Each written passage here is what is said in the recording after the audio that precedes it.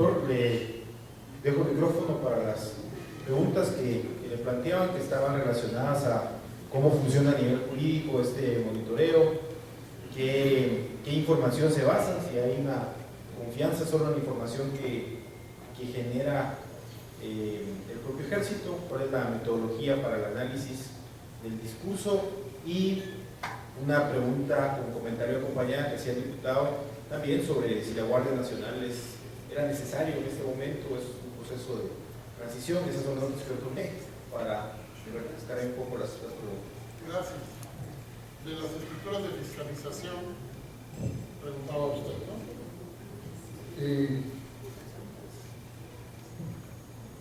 Una historia en breve que les contaré es que un grupo de organizaciones de sociedad civil acordó con el Comisionado Nacional de Seguridad crear un sistema de supervisión de sociedad civil sobre la Policía Federal, y el instituto a mi cargo avisó que no iba a acompañar ese proceso porque no tenía poderes legales para la supervisión. Ahorita toma forma de respuesta. Nos dijeron que tuviéramos paciencia, que acompañáramos. Y apenas hace más o menos un mes emitió un comunicado a este grupo de organizaciones avisando que no habían podido acceder a ninguna información.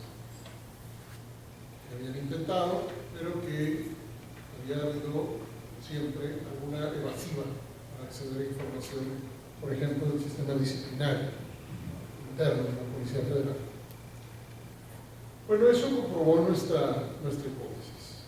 Nosotros lo que hicimos en Querétaro fue promover una reforma legal, y lo que llamamos el cabildo del municipio votó de manera unánime para reformar la legislación municipal para crear la Dirección General de Auditoría. Los 144 ejemplos de supervisión externa de la policía que funcionan, según el reporte que tengo enfrente de mí, que funcionan en Estados Unidos, todos tienen poderes legales. Mi hipótesis es que si ustedes avanzaran en la creación de un sistema de supervisión de sociedad civil, podría generar un mecanismo de contrapeso informal interesante, pero no necesariamente podría generar cambios estructurales. Esa es mi hipótesis, a partir de la experiencia.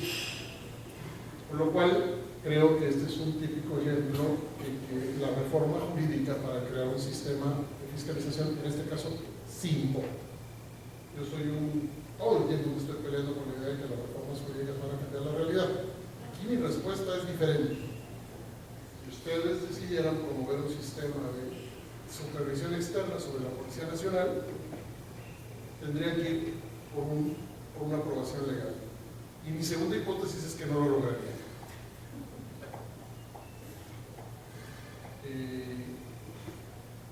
Quizá hay que construir un proceso de relevo generacional en la política para generar procesos de contrapeso institucionalizados sobre la función policial. El monitoreo de las Fuerzas Armadas se hace en este momento sobre la base de fuentes secundarias, y estamos construyendo solicitudes de acceso a la información a partir de 3 pasos. 1. Definimos militarización. 2. Definimos las variables, las categorías de análisis para analizar la militarización. Y 3. A partir de esas categorías, que fueron los indicadores que mostré, se crean las solicitudes de información. Una parte de la información que es de fuentes secundarias diversas a las Fuerzas Armadas, y otra parte es de las Fuerzas Armadas. Es súper inicial todo, apenas vamos empezando, pero hemos encontrado que con la información disponible se puede hacer mucho. Parte de nuestros grandes temores es que no llegáramos a construir discusiones interesantes con la información disponible. Sin duda que es posible. Pero nuestra aspiración es elevar el estándar de rendición de cuentas, contribuir a elevar el estándar de rendición de cuentas de Fuerzas Armadas. Esa es la aspiración. Vamos a ver si llegamos a eso. Respecto a lo que comentaba usted, usted primero dijo algo que me parece interesantísimo. estábamos bien, pero echaron para atrás todo. Estoy haciendo la síntesis de hoy. ¿Dónde fue?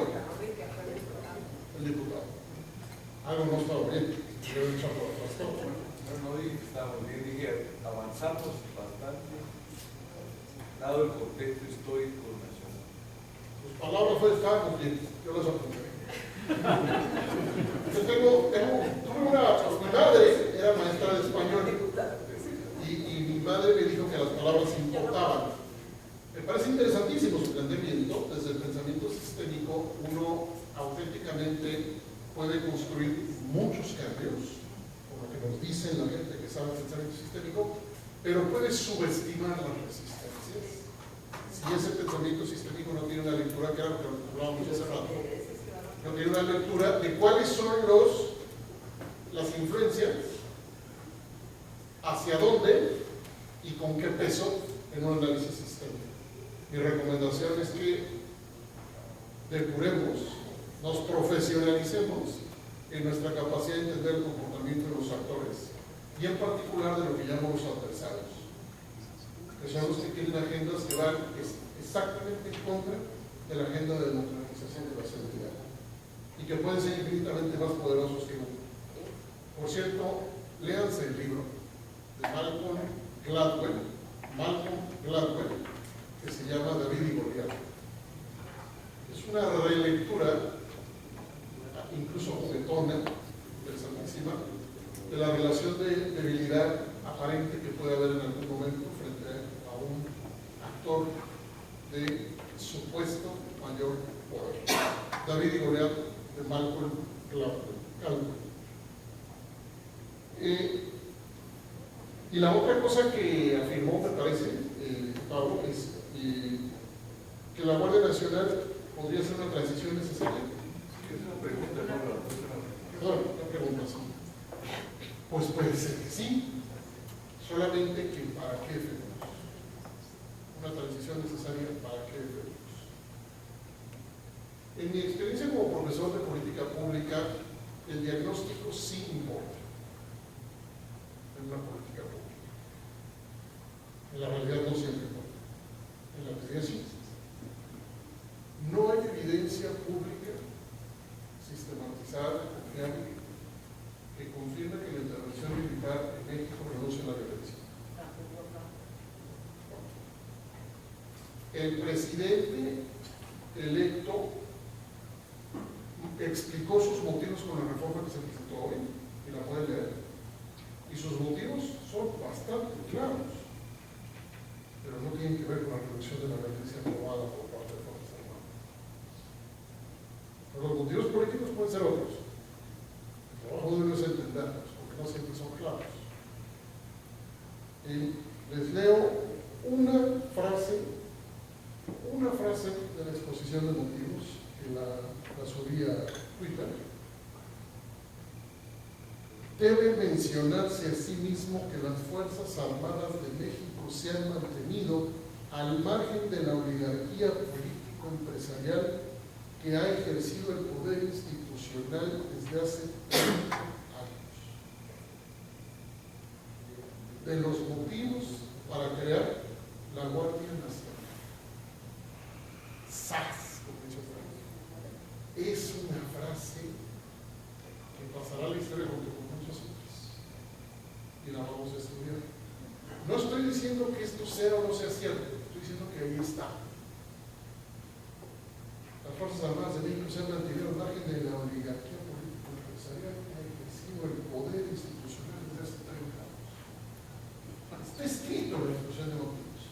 La respuesta, pues, es que esta transición a la Guardia Nacional puede tener motivos múltiples, políticos, no necesariamente técnicos. Es un acto de poder que tiene que ser entendido como un acto de poder que puede o no tener fundamentos técnicos. El colectivo Seguridad Sin Guerra, que formamos hace más de 2 años, ha buscado evidencia de que las Fuerzas Armadas reducen la violencia y no la reducen. Pero tampoco las Fuerzas Armadas han puesto a la discusión.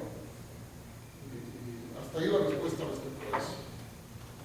Seguridad privada, ya se pasó por acá.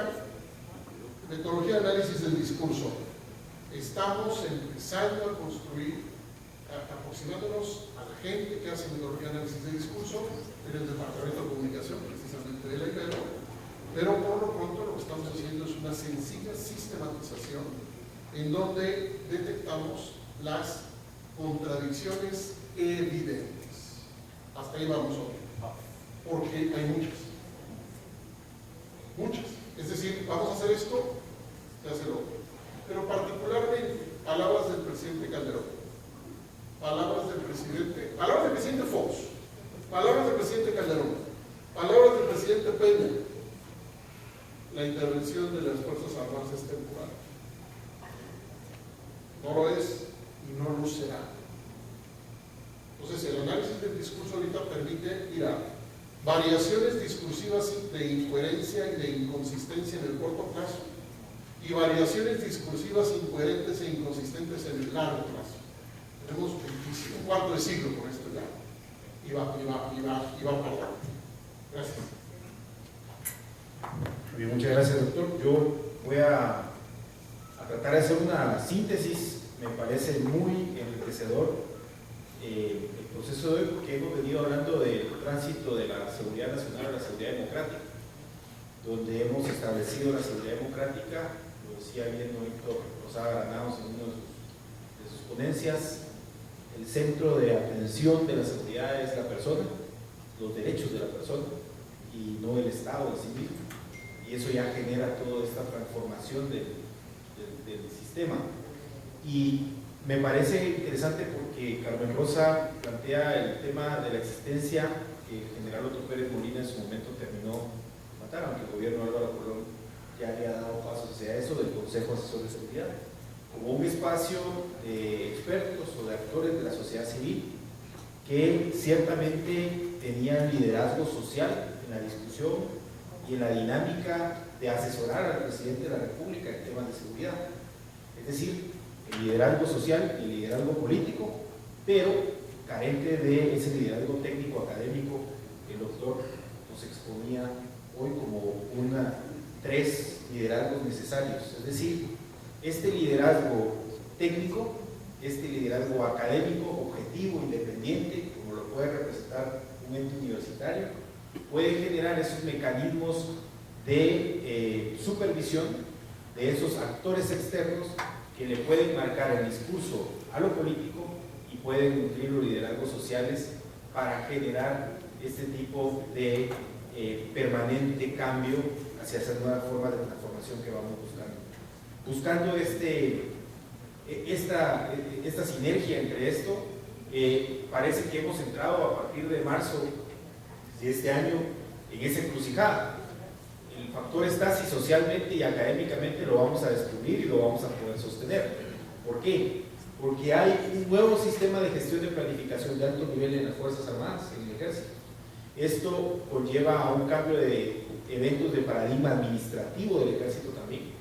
Transparencia, rendición de cuentas, otro modelo de gestión, una regionalización militar, fortalecimiento democrático. El general nos dice, esto apuesta al fortalecimiento democrático porque esa regionalización militar nos manda a cuidar las fronteras, a tener una estrategia distinta sobre la defensa del territorio, del mar, y bajo ese parámetro lleva a que la Policía Nacional Civil asuma esta función de seguridad ciudadana, de seguridad pública.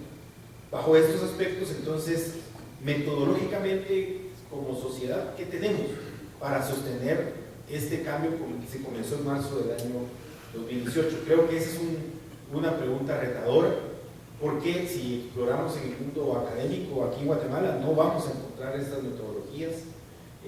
Si exploramos en la sociedad, vamos a enfrentarnos a un proceso electoral donde posiblemente las ofertas van a ser lo mismo de militarización, de aumento de penas, de criminalización de ciertos grupos, y no va a haber un ente académico que pueda poner un freno a esa discusión para plantear un modelo distinto de abordaje.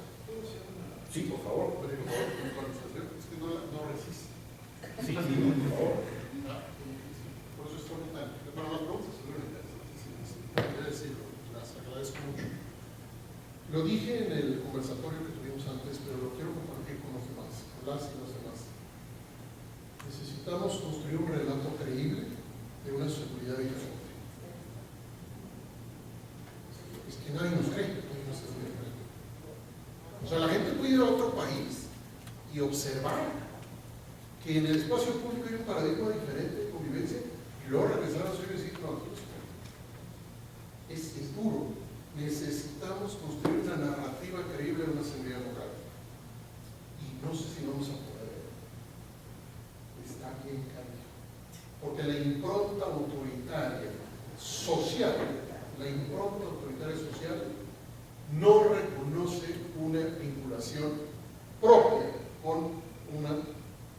Y no solo eso, hay un conflicto creciente en aquello que se entiende como democracia, porque no hay una experiencia vivencial que le beneficie desde una narrativa de democracia.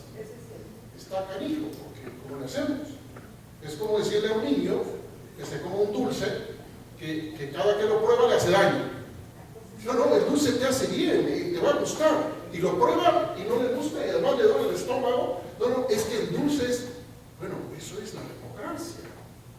El latinobarómetro solamente evoluciona el desprecio por la democracia. Y queremos decirle a la gente que necesitamos seguridad en democracia. Tenemos que decirlo de otra manera. Creo yo que es a través de la vivencia.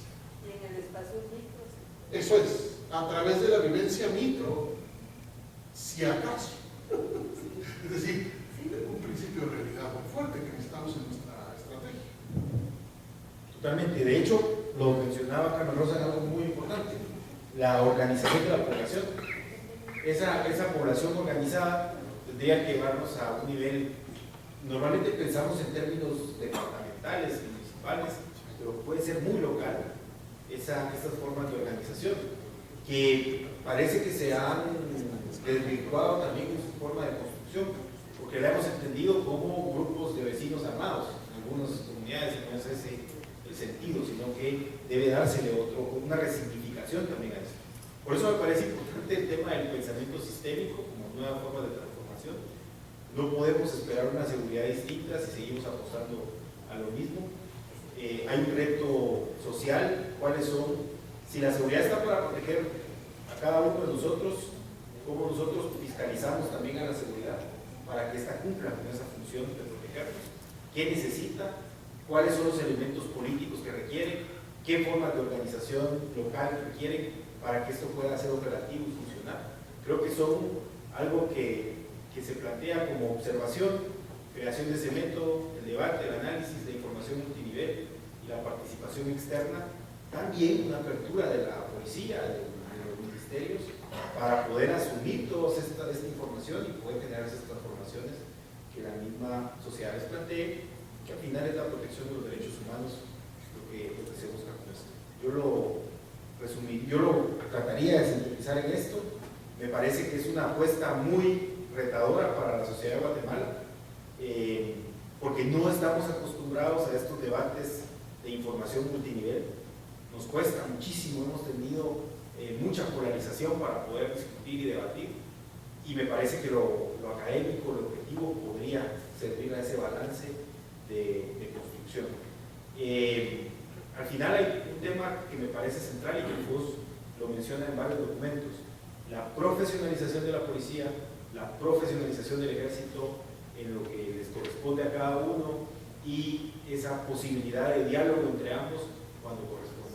Esa profesionalización es una apuesta también que no podemos dejar por un lado. Yo les agradezco su presencia, les agradezco estar aquí. Ya son las 8 de la noche, así que ya no me quiero extender más, pero les aseguro que hay menos tráfico, así que van a empezar más rápido. Y les deseamos feliz noche. Gracias en nombre del FOS por su asistencia. Vamos a seguir con más actividades, espero yo, para el otro año con esta discusión. Reitero, me parece importante, lo pongo en la mesa que se queda en el FOS, el tema de seguridad privada es un tema que hay que plantearlo, sobre todo frente al proceso electoral también que se viene, su disminución, su integración en la seguridad pública, sus controles, la fiscalización del mismo. Parece que también es un diálogo. Que tengan una feliz noche, que tengan un buen regreso a casa.